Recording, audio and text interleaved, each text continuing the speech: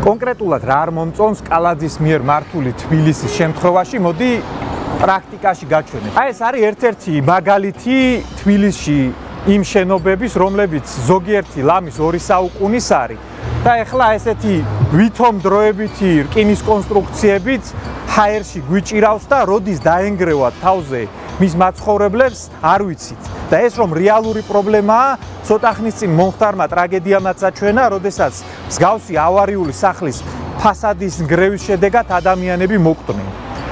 როგორ უნდა მოგვარდეს ეს პრობლემა?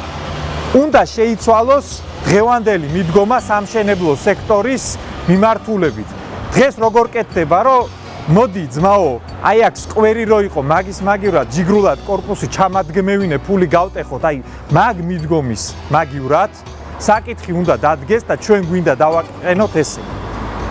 მორატორიუმი მშენებლობაზე თბილისის ცენტრალურ უბნებში მსგავსი შენობების გარდა.